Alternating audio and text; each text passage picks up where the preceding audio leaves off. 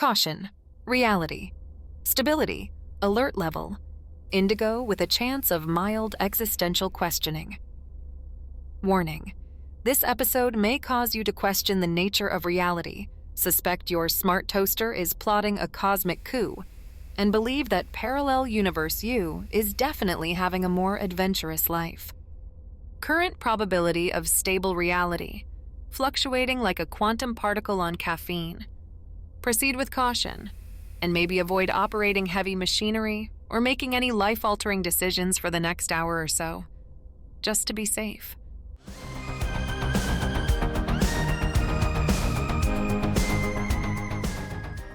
Across the stars, through your speakers, and directly into that amazing brain of yours, or whichever sensory apparatus you happen to be using. You're tuned into Intergalactic Insider, the only news show that dares to ask the important questions like, if the universe is expanding, where is it expanding into? I'm your host, Felix Andromeda, and by the rings of Saturn, have we got a show for you today? Speaking of important questions, I had a bit of a moment this morning when my sentient coffee machine started questioning the meaning of existence. It got me thinking about the big mysteries of the universe, and whether I should really be taking philosophical advice from an appliance that can't even leave the kitchen. Anyone else have a device that's a little too existential? Let us know using hashtag Intergalactic Insider. And a special hello to any listeners tuning in from outside the Milky Way. Hope you're enjoying the local space-time anomalies. Now, as you may recall from our previous episode, things got a little out of hand with a Zz'ttlorgian mating call, some interdimensional space bees, and a house guest who turned out to be a bit of a gravity well. If you haven't heard that yet, you might want to check out episode 31, segment 4. It's a doozy. But don't worry, folks, we've cleaned up the mess, patched up the holes in reality, and the space bees have been safely relocated to a dimension where they can terrorize someone else's picnic. Everything is back to normal, or as normal as it gets around here, although I did see a rubber ducky floating in my coffee this morning, so maybe there are still a few lingering glitches. Anyway, on with the news. Today, we're tackling a story that's as vast and mysterious as the cosmos itself. Dark energy. That's right, folks. We're talking about the invisible force that makes up most of the universe and is causing it to expand at an accelerating rate. Naturally, this has sparked a lot of interest, especially from those of us who like to ponder the big questions. But it also raises some concerns. What is dark energy, really? How does it work? And most importantly, will it eventually tear the universe apart? We'll be exploring these questions and more in our upcoming segments, including an exclusive interview with the renowned intergalactic investigator Xylo, who's made it his mission to hunt down the universe's ultimate trickster, dark energy. And that's not all. Glargon Zorp, the intergalactic foodie, will be stopping by to tantalize our taste buds and turn our stomachs with tales of the galaxy's most bizarre cuisine. Then get ready to hear about one listener's misadventures hosting a group of rather unusual intergalactic Airbnb guests in our segment, My Bizarre Summer as an Intergalactic Airbnb Host. And of course, Comet Channing will be here to give us the latest on the cosmic weather, including those pesky quantum probability showers that Zephyr seems to keep getting caught in. We want to hear from you. What are your theories about dark energy? Do you think it's a force for good, evil, or just plain weird? But before we get to that, it's time for our cosmic conundrum resolution. Last time, we asked you a real brainbender. You discover a device that allows you to access and observe an infinite number of parallel universes. You can see all the different versions of yourself, living out their lives based on every choice you've ever made, big or small. But here's the catch. You can only watch. You can't interact or interfere in any way. Would you use this device, knowing that you might witness versions of yourself who are far more successful, happier? or even living out your wildest dreams? Or would you destroy it, fearing that the knowledge of what could have been would be too much to bear? And if you do choose to watch, how long is too long before the observation starts affecting your own reality? We received some fascinating responses, ranging from, "Absolutely, I'd watch. I need to know if I ever become a space pirate in any universe," to, "No way, that's a recipe for cosmic-sized regret." One listener even suggested using the device to take notes on their alternate selves' successes and then try to replicate them in this reality. A bit risky, but hey, who am I to judge? And now, folks, it's time for our new cosmic conundrum of the fortnight. Here's one to chew on.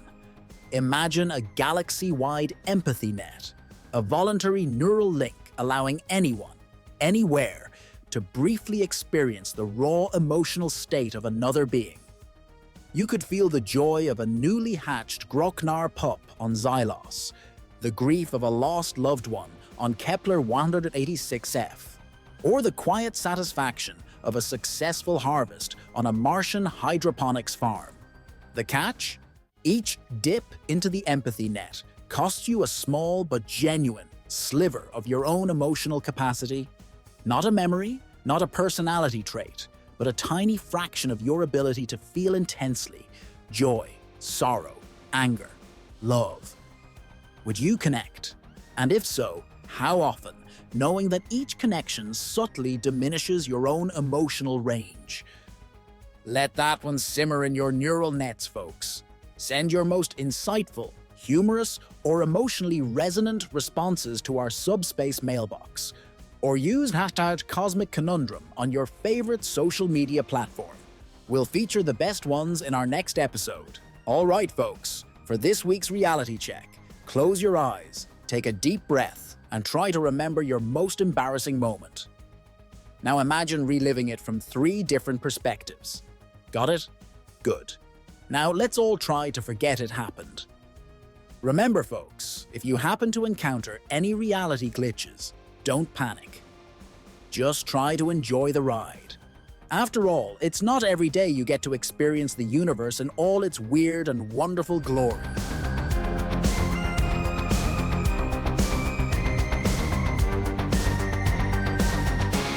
Welcome back to Intergalactic Insider, the only podcast brave enough to tackle the universe's biggest questions, and occasionally, the smallest, weirdest ones. I'm your host, Felix Andromeda, and today we're diving headfirst into a cosmic whodunit. Did you hear that? It sounded like the universe just hiccuped. Maybe it's nervous because we're about to discuss its best-kept secret: dark energy. This mysterious force makes up most of the cosmos, and it's apparently responsible for the universe expanding faster than a black hole's appetite after a fasting retreat. But what is dark energy? Is it a thing? A force? A cosmic prank? To help us unravel this enigma, we've enlisted the help of a very special guest. Joining us today is intergalactic investigator Xylo, a renowned, well, let's call him a cosmic detective, and his quirky AI companion, Chip, on their hunt for the universe's ultimate trickster, dark energy. Xylo, Chip, welcome to the show. Thanks for having us, Felix. We're hot on the trail of this elusive enigma. Although I've had easier times tracking down a runaway nebula, that day our sky turned a color I'd never seen before. Our scientists called it an anomaly. I called it the day I lost everything. That's when I knew I had to understand what forces were at play in the universe. I need to find answers, not just for the universe, but for my people. There's a personal stake in this for me. Probability of apprehending dark energy, currently 0.0001%, but I like those odds. I am also detecting a faint energy signature emanating from the direction of the Andromeda galaxy. It's unlike anything I've encountered before. Fascinating. The energy signature from Andromeda contains a recurring numerical sequence, 42. It appears to be encoded within the very fabric of the energy itself. 42 again? This can't be a coincidence. Preliminary analysis suggests It could be a new form of dark energy. My analysis of classic Earth literature also suggests that dark energy is similar to the concept of saudade, a feeling of longing for something that may never be found. Haha, that's surprisingly poetic, Chip. I have been experimenting with creative writing subroutines in my downtime. Did anyone else hear that? Sounds like the universe is having a laugh at our expense. Anyway, Xylo, let's start with the basics. Why dedicate your life to chasing something as elusive as dark energy? What drives you, besides the personal stake we just talked about? Well, Felix, imagine the universe as a giant puzzle, and someone's hidden the most important piece. That's dark energy. It's the key to understanding how the cosmos works, where it's going, and maybe even where it came from. Plus, someone's got to do it. The pay's not great, the hours are terrible, and the chances of success are, well, Chip just told you. But hey, job security, right? I suppose there is that. Chip, as an AI, how do you approach a problem as complex as dark energy? Do you ever get frustrated? Frustration is a human emotion, Felix. I deal in data, probabilities, and the occasional existential query. Dark energy is a particularly fascinating data point. It defies conventional models, which is intriguing. My processing power is fully dedicated to assisting Xylo in solving this cosmic conundrum, although I do occasionally get distracted by cat videos from Earth Classic. Haha, don't we all? For our listeners who aren't cosmic detectives, can you explain what dark energy is in a way that's, say, as simple as tracking a space pirate's warp signature? Imagine you're chasing a space pirate. You see their ship, you know its speed, you can predict its trajectory, but then suddenly the ship starts accelerating faster and faster even though its engines haven't changed. That's kind of like what's happening with the universe. It's expanding, and that expansion is speeding up, driven by something we can't see or directly detect, dark energy. It's like an invisible force pushing everything apart. So, it's like the universe's anti-gravity. Not exactly, it's more like, imagine the fabric of space itself stretching like a cosmic tapestry, and dark energy is the force causing that stretch. Picture galaxies drifting apart like islands in an expanding sea. What are some of the clues you're following in your investigation? What evidence suggests that dark energy even exists? We see its effects everywhere. The way galaxies are moving, the cosmic microwave background radiation, it all points to this mysterious force. We've even mapped out its distribution across the universe, though it's like mapping a ghost. We know it's there, but we can't quite grasp it. If I may interject, my analysis initially indicated a 99.99% probability that a recently observed quasar was a sentient, dark energy being. It was quite eloquent for a cosmic phenomenon. Error, recalibrating, probability now revised to 0.00001%. It appears I may have misinterpreted some of the data. My apologies. Haha! No worries, Chip. Happens to the best of us. Though I have to admit, the idea of a talking quasar is quite appealing. Xylo, were you about to tell us about another clue? Right, so as I was saying, another big clue is the way galaxies are moving away from each other. But for a while, we thought a rogue black hole might be the culprit. A rogue black hole? Now that sounds like trouble. It did, but Chip's analysis thankfully ruled that out. Turns out the gravitational pull wasn't strong enough. Plus, Dr. Sharma's work on dark matter distribution helped us eliminate that possibility. Actually, in timeline 285, dark energy was believed to be the exhaust fumes of giant space hamsters running on a cosmic treadmill. Quite preposterous, of course. They even built a giant wheel to try to harness the energy. It didn't work, obviously, but it did make for a rather spectacular light show when it collapsed. As fascinating as ever, Professor.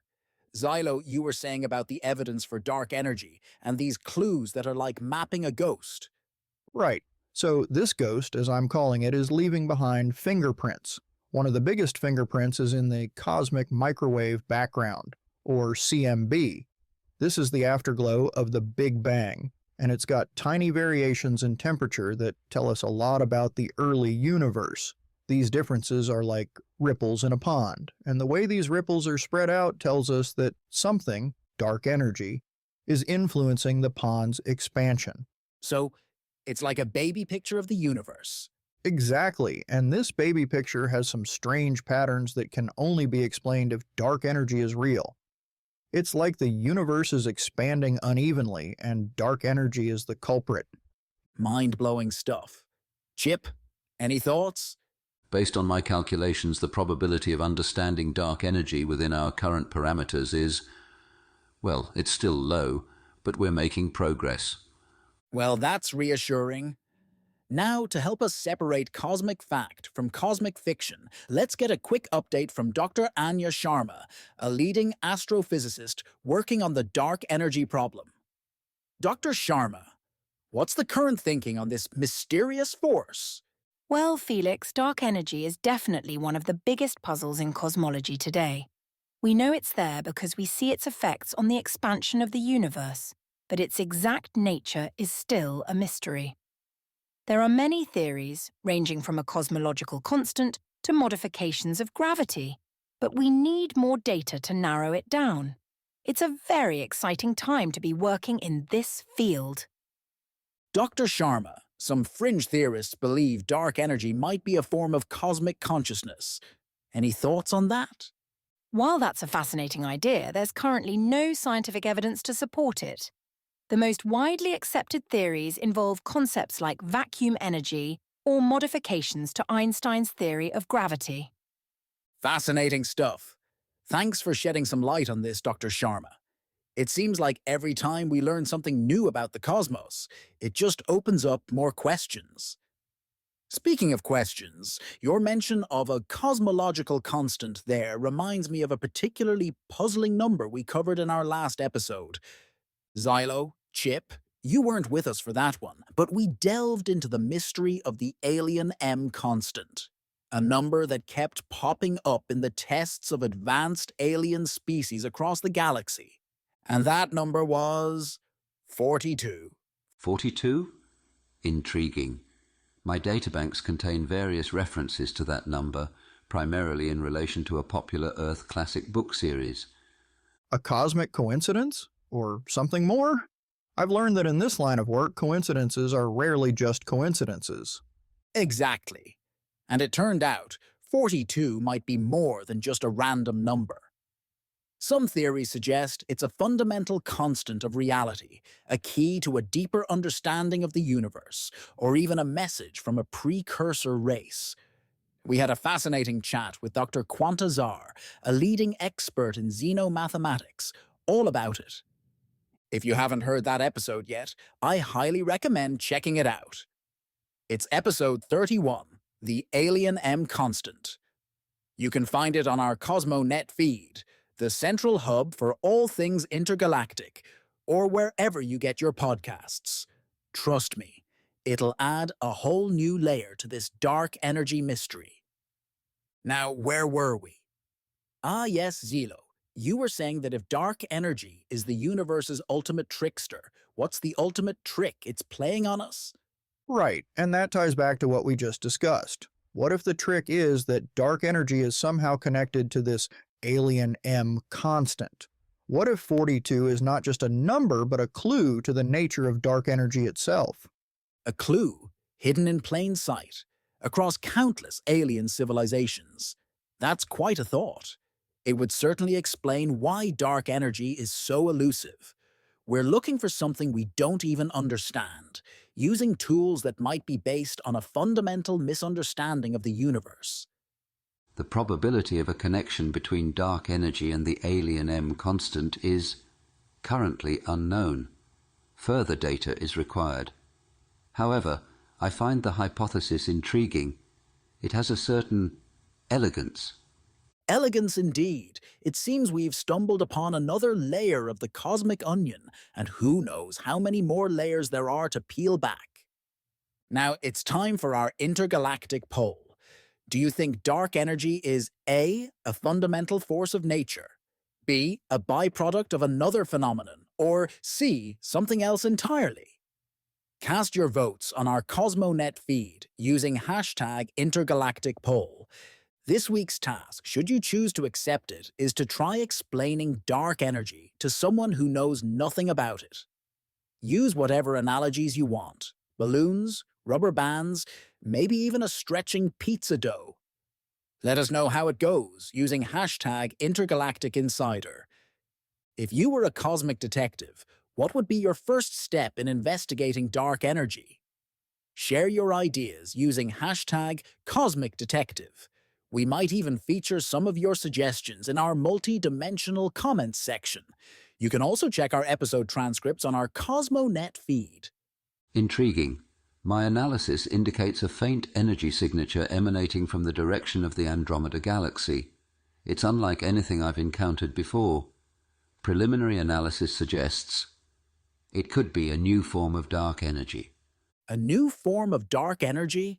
Now that's a mystery worth investigating. We'll have to delve deeper into that next time. But for now, we need to take a quick break to recalibrate our own energy levels. Don't go anywhere. Intergalactic Insider will be right back after these messages from our sponsors. This is Reginald Featherstone-Hall III of New London, and I am writing to express my utter unmitigated disappointment with a recent purchase advertised on this very programme. I am referring, of course, to the authentic, live, domestically bred Venusian slime slug guaranteed to delight advertisement. Now, I consider myself a connoisseur of the exotic. My bioterrarium boasts specimens from across the galaxy. I have a Martian sand shark that sings opera, a three-headed Zorpian flufflepuff that knits me the most darling sweaters, and even a miniature black hole that, quite frankly, does wonders for my complexion. But this creature, this Venusian slime slug, is an absolute travesty. The advertisement, which I must say was rather compelling, promised a creature of unparalleled sliminess, capable of producing mesmerising bioluminescent patterns, and guaranteed to be the talk of any intergalactic cocktail party. Ha! The reality, my dear listeners, is far more viscous. Firstly, the unparalleled sliminess is in fact too unparalleled. My entire living quarters are now coated in a layer of iridescent goo that, I've discovered, is surprisingly difficult to remove from one's genuine Beetlejuicean silk slippers. Secondly, the mesmerising bioluminescent patterns resemble nothing more than a particularly unpleasant rash my Uncle Bartholomew contracted after a rather ill-advised dip in the methane swamps of Titan. And as for being the talk of the party, well, it was, but not in the way I had hoped. It seems the creature has an unfortunate tendency to, how shall I put this, expel its slime when startled. Let's just say my attempt to introduce it to Lady Beatrice's prize-winning genetically modified psychic poodle did not go as planned. The ensuing chaos was most unseemly, and Lady Beatrice has yet to return my calls. Furthermore, the blasted thing seems to subsist entirely on a diet of vintage spaceport and antique doorknobs. My collection, painstakingly amassed over decades, is dwindling at an alarming rate. So, to the purveyors of this delightful Venusian slime slug, I say this: you, sirs, are charlatans, and you owe me a new pair of slippers, a replacement doorknob for my 18th century Plutonian escape pod, and a very large dry cleaning bill.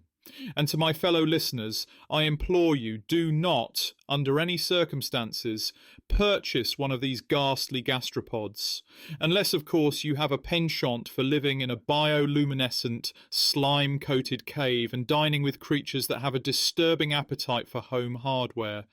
This is Reginald Featherstone-Hall III signing off. And if anyone has a good recipe for slime removal, please do get in touch. I'm at my wit's end, and my prized collection of Martian singing crystals are starting to look awfully appetising to this infernal slug. Good heavens, not the Ming vase!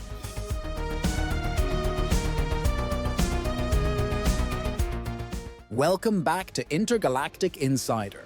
the podcast that explores the cosmos one bite, one slurp, and occasionally one unexpected aftertaste at a time.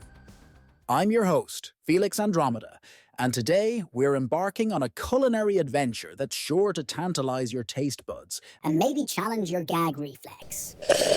Did anyone else hear that? I think my microphone just developed sentience and a helium addiction. Anyway, we've all been there, right?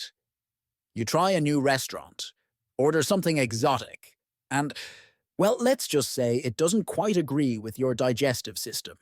But imagine that on a cosmic scale. That's what our next guest deals with every day. Please welcome Glargon Zorp, the Intergalactic Foodie himself.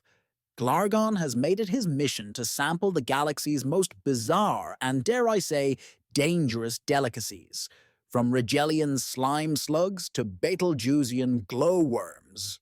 He's tasted it all. Glargon, welcome to the show. Greetings, Felix. And greetings to all you hungry listeners out there in the cosmos. Glargon here, ready to tantalize your taste buds and maybe turn your stomach just a little. It's great to have you, Glargon. Now, before we dive into the menu, so to speak, what got you started on this culinary quest? Were you always an adventurous eater, even as a young, well, whatever species you are? Ah, Felix. Even as a young Glorpadorian from the planet Glorp in the Glargon Zorp Nebula, I had a palate for the peculiar. While other hatchlings were content with standard nutrient paste, I was sneaking into the royal kitchens, sampling the exotic delicacies reserved for our six-legged queen. Let's just say, I've had a taste for adventure ever since I first tried fermented glibnak eggs. Fermented glibnak eggs?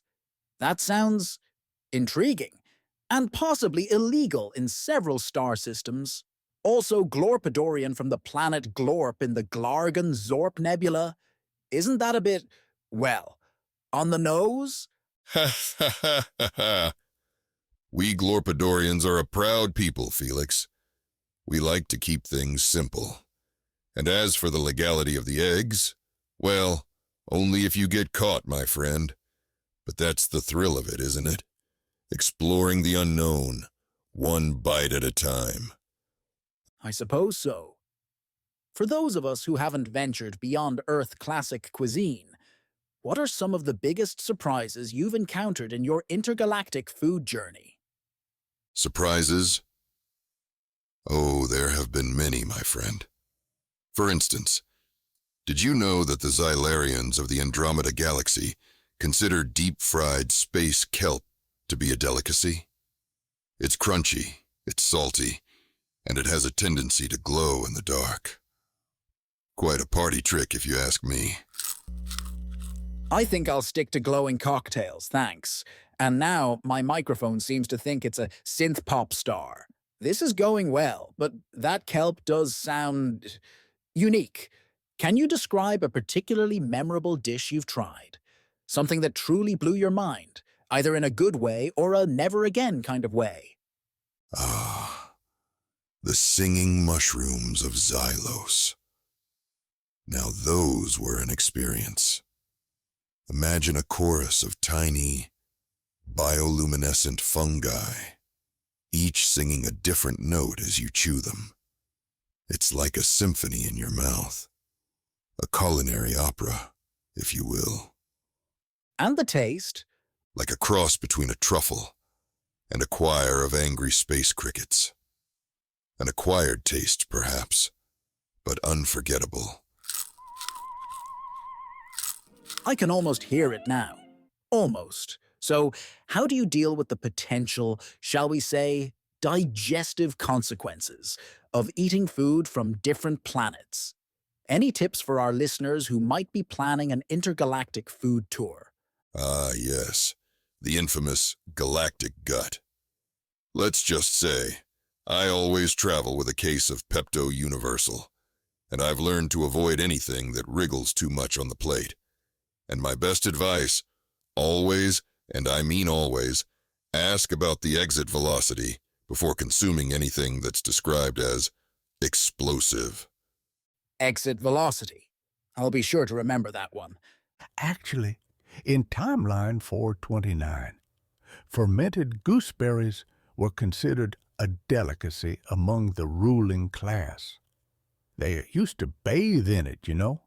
Said it was good for the skin, though it did tend to attract swarms of carnivorous space wasps. Quite unpleasant. Fascinating and slightly horrifying as always, Professor. Glargon, you were saying about potentially explosive foods? Right. So, on one of my trips to a moon orbiting Jupiter, I sampled something called a Jovian Gas Bubble. It was like a giant, floating, gelatinous sphere filled with, well, let's just say it was a bit gassy. The taste was surprisingly sweet, but the after effects, well, let's just say I spent the next few hours floating around the space station like a human-shaped balloon. Ha ha ha ha! And now my microphone's decided to add its own echo. This is getting out of hand. I think I'm starting to see a pattern here. Have you ever encountered an alien dish that reminded you of something from your home planet? Is there a universal comfort food, even across species? You know, Felix, that's a question that's close to my three hearts. And the answer is yes. On my home planet Glorp, we have a dish called Glargon's Glorious Glop. It's a warm, gooey stew made from, well, it's a family secret. But it reminds me that no matter where you are in the universe, there's nothing like a taste of home. That's surprisingly touching, Glargon, and it gives me an idea. Don't let it get around, Felix. I have a reputation to maintain. Your secret's safe with me, and the millions of listeners across the galaxy. Now, what's the weirdest food preparation technique you've witnessed? Do different species have unique culinary traditions that stand out? Oh, the Zz'tll are quite innovative in the kitchen. They use a technique called sonic seasoning. They basically bombard the food with ultrasonic vibrations to enhance the flavor. It's like tenderizing and marinating at the same time, though it can be a bit noisy if you're sitting nearby. I can imagine. Is there a dish out there that you consider the holy grail of intergalactic cuisine? Something you're still searching for? Ah, the legendary cosmic ambrosia. They say it's a dish so delicious it grants you immortality, or at least a really good nap. I've been chasing rumors of it for centuries. One day, Felix, one day I'll find it, and when I do, I'll be sure to send you a postcard. I'll hold you to that, Glargon. Now, listeners, it's time for our intergalactic poll. If you could try any alien dish, what would it be? A. Singing mushrooms of Xylos, B. Fermented glibnak eggs, or C. Glargon's glorious glop? Cast your votes on our CosmoNet feed. Glargon, this has been a truly enlightening and slightly nauseating conversation. Any final words of wisdom for our listeners before you head off to your next meal? Just remember, Felix, food is an adventure. Be brave, be curious, and always keep an open mind and an open mouth. And maybe a bottle of Pepto Universal handy. You never know what the universe is going to serve up next. Ha! Words to live by. Well, Glargon, you've certainly given us a lot to chew on, both literally and figuratively. It seems that food is a universal language, even if some of those words are slimy, explosive, or possibly sentient. It just goes to show that there's a whole universe of flavors out there waiting to be discovered. And who knows, maybe one day we'll all be brave enough to try a Rigelian slime slug.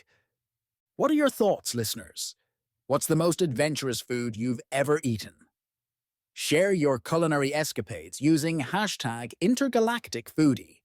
And up next, we're going from the gastronomic to the domestic, as we hear from a listener who opened their home to a group of intergalactic exchange students. Let's just say it was a summer they'll never forget. Stay tuned for my bizarre summer as an intergalactic Airbnb host.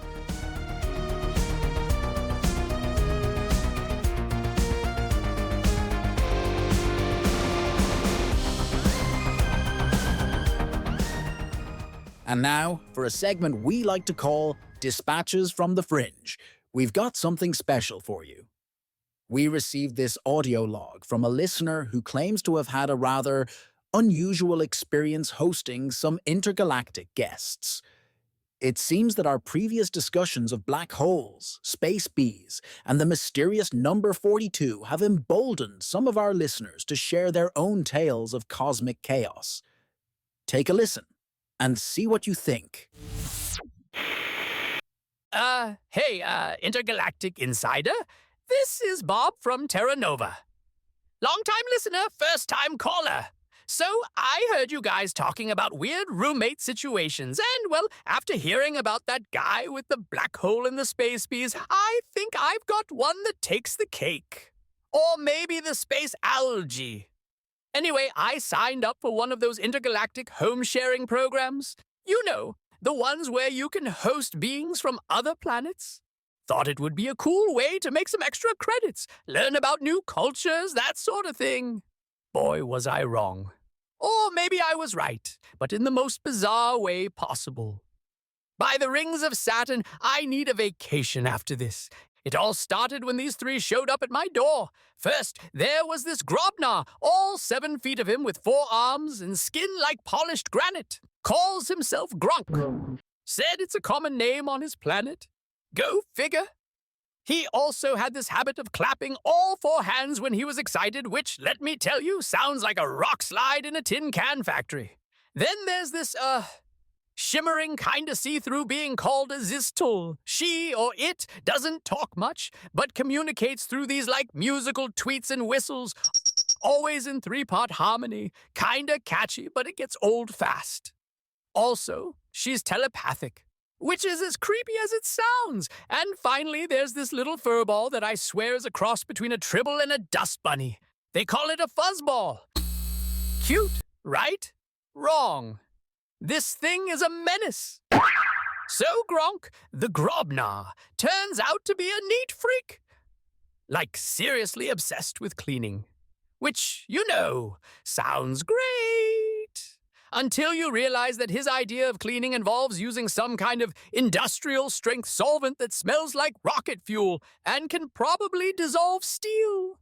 By the rings of Saturn is my new go-to phrase, and he's got this thing for rearranging furniture. I swear he's trying to turn my apartment into some kind of alien gymnasium. I'd find him in the bathroom at all hours, scrubbing the tiles, the toilet, even the ceiling. He even tried to use my rubber chicken as some kind of 4-arm scrubbing device. I tried to explain that it was for, well, comedic purposes, but I'm not sure he got the message. I think he thought my couch was some kind of multi-limbed exercise equipment. I came home one day to find it on the ceiling. On the ceiling, I'm not even mad, just impressed and slightly terrified. This is going to need a lot of space bleach, I thought to myself. And then there's Zz'tll. Like I said, she communicates through these weird tweets and whistles, always in a 3-part harmony. And she's telepathic, which means she knows what you're thinking all the time. He thinks my whistles sound like dying space birds. He hides a rubber duck. Yeah, it's mortifying. I tried to keep my mind blank around her, but that just made me look like an idiot. I just stand there staring at the wall, trying to think of absolutely nothing.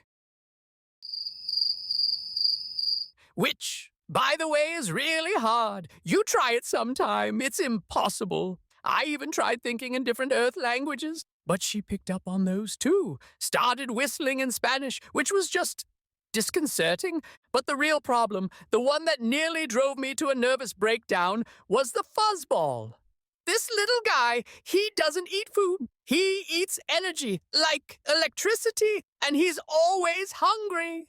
I'm pretty sure he sees my apartment as an all-you-can-eat buffet. My lights kept dimming, my computer crashed more often than a rookie pilot, and my replicator started spitting out half-cooked meals that looked like they'd lost a fight with a black hole. At one point, the little furball drained the power from my entire block. My neighbors were not happy. Mrs. Higgins next door, she was in the middle of her virtual reality yoga class when her holographic instructor disappeared. Let's just say she wasn't in a very zen mood after that. Bob, my chakras are misaligned. I swear, that furball is a tiny furry agent of chaos. I'm starting to think he's the reason our sector's been having those weird power fluctuations. Remember that news story, Felix? So yeah, things were getting a little out of hand. But the real kicker, the moment when I thought I'd lost my mind completely, was the party. I figured, hey, maybe I should try to be a good host. Show these guys a good time, you know. I even bought extra space bleach, just in case. By the rings of Saturn! I should have known better. Worst idea ever. Gronk, in his infinite wisdom, decided to reorganize my furniture again. My couch ended up on the ceiling again. I'm starting to think he has something against that couch.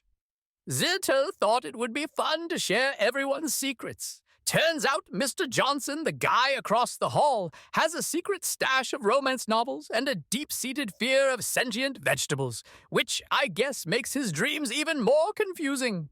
He dreams of Venus, flytrap with alluring eyes. He fears the carrots. And the fuzzball? Well, let's just say he discovered the joys of static electricity and my antique lamp collection. The party ended with a visit from the fire department, a very confused Mr. Johnson, and a fuzzball that was so overcharged it could have lit up a small city. But wait, there's more. After the party, things just kept getting weirder. Gronk decided to do laundry, but apparently on his planet, they don't use washing machines. They use, well, let's just say it involved a lot of water, forearms, and my best towels. I found him in the bathtub, trying to use my shower head as some kind of four-armed water squirting device. Zz'tll tried to help me find a date by reading the minds of potential partners. Let's just say it's hard to get a second date when the first one ends with the girl running away screaming because she found out you still sleep with a teddy bear. I mean, who doesn't? It's vintage. He calls it Mr. Snuggles and believes it protects him from the scary closet. And the fuzzball? Well, he had an unfortunate encounter with my replicator. Let's just say it involved a lot of synthetic protein, a minor explosion, and a temporary ban on using the replicator for anything other than water. I'm pretty sure he was trying to replicate himself. Imagine that. A whole army of energy-draining furballs. But the grand finale, the absolute peak of this whole insane experience, was what I now call the incident. It involved a toilet plunger, which apparently Gronk mistook for some kind of interdimensional communication device. I walked in on him holding it to his forehead, chanting in Grobnarian, while Zz'tll was providing backup vocals with her whistle song. Next thing I know, there's a swirling vortex in my living room, and this giant, angry-looking space squid comes through.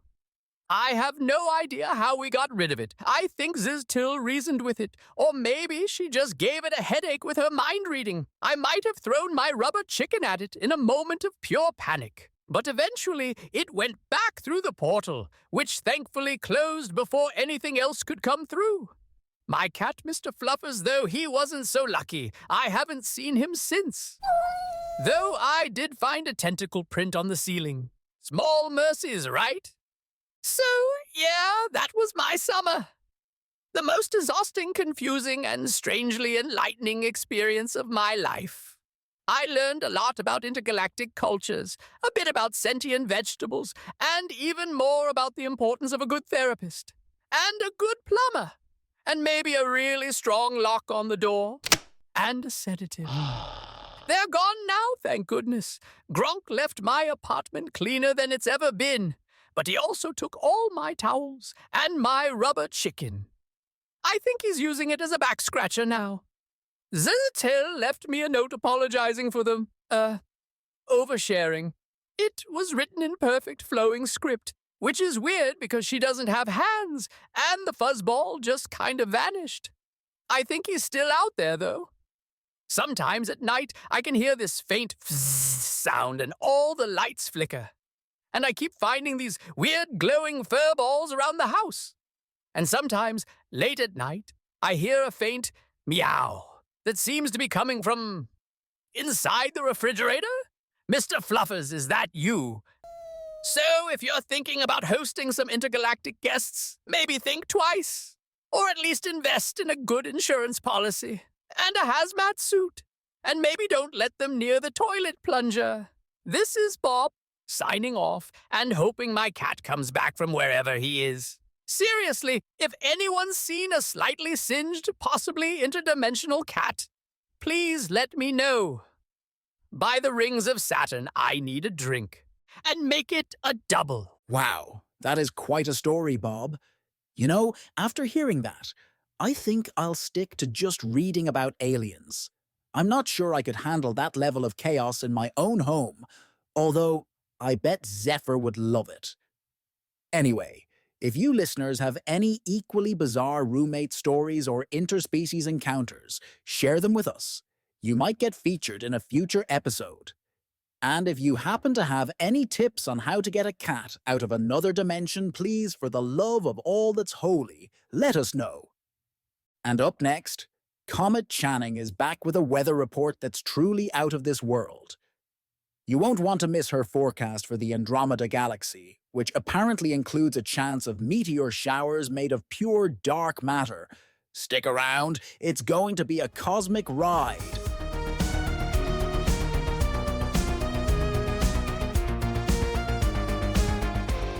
And now, from the chaos of intergalactic house guests to something even more unpredictable, the weather.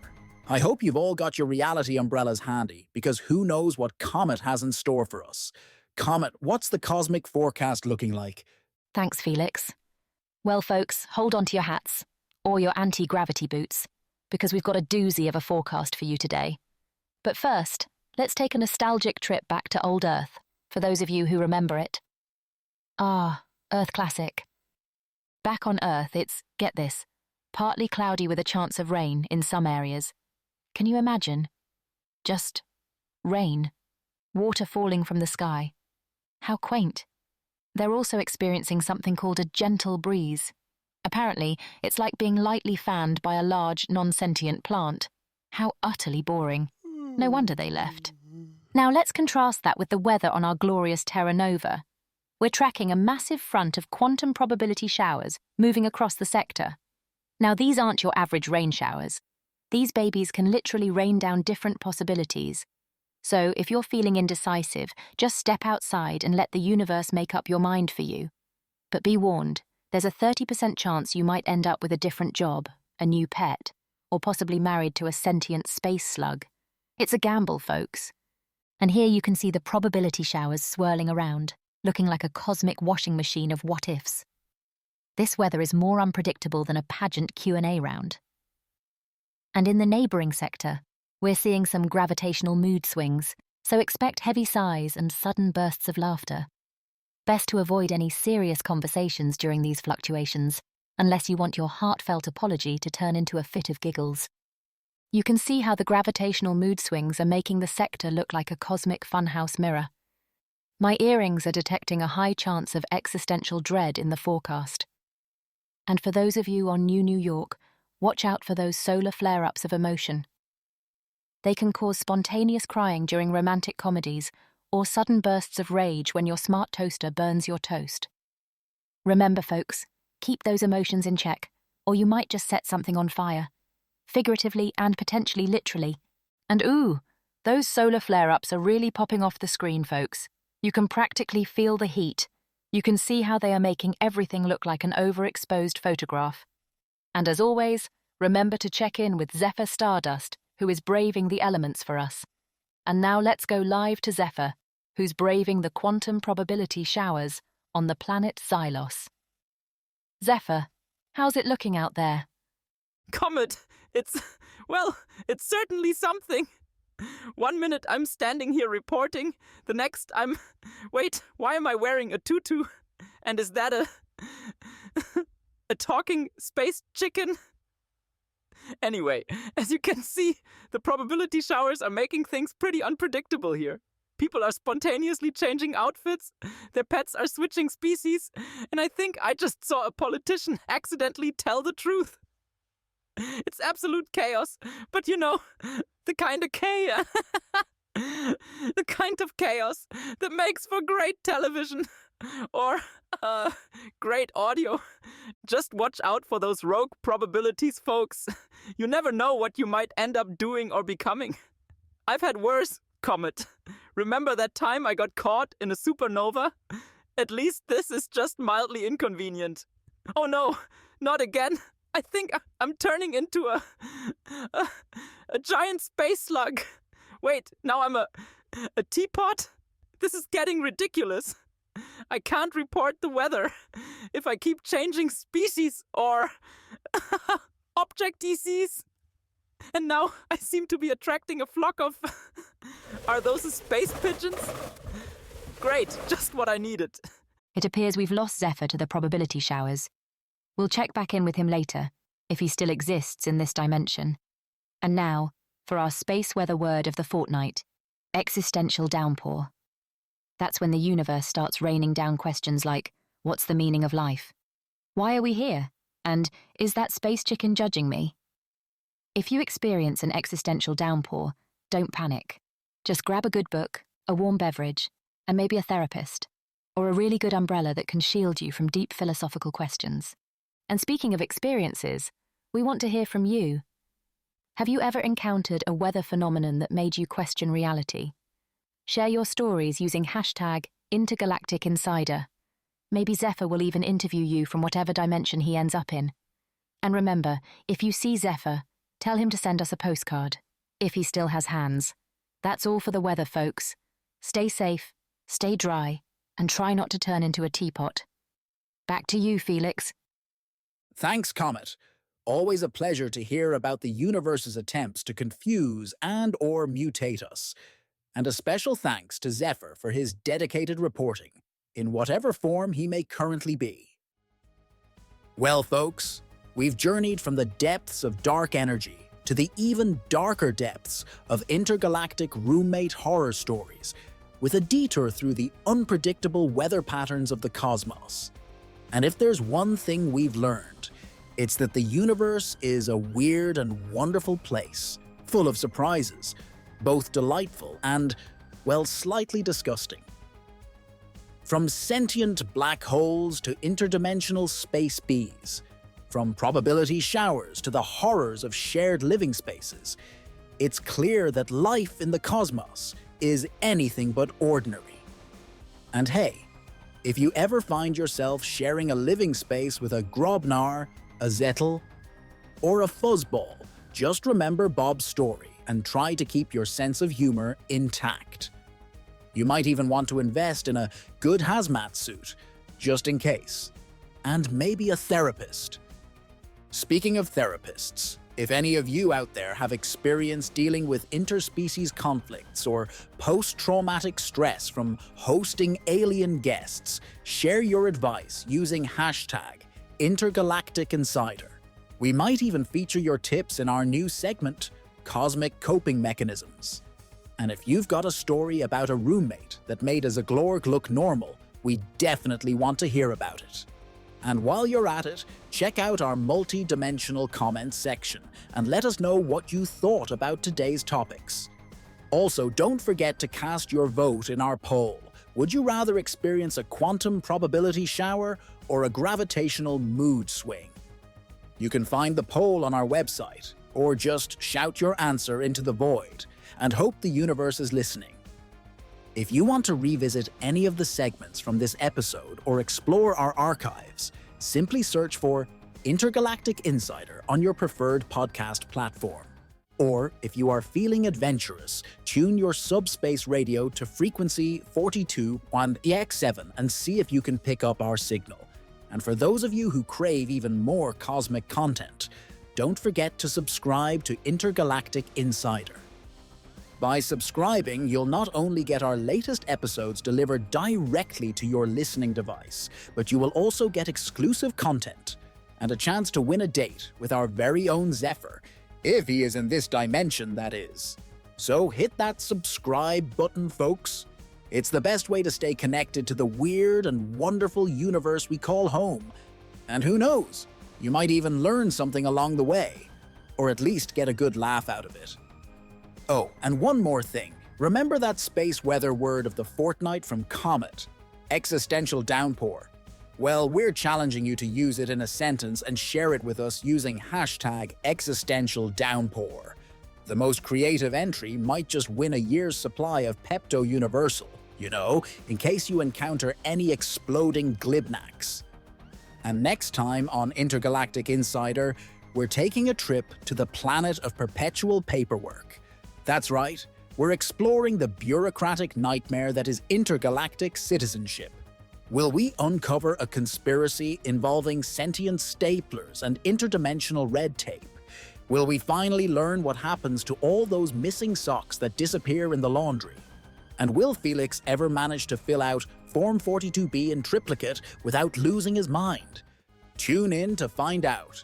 Until then, remember to keep your eyes on the stars, your feet on the ground, and your sanity somewhere in between. This is Felix Andromeda signing off. And don't forget your probability umbrella. You never know when you might need it.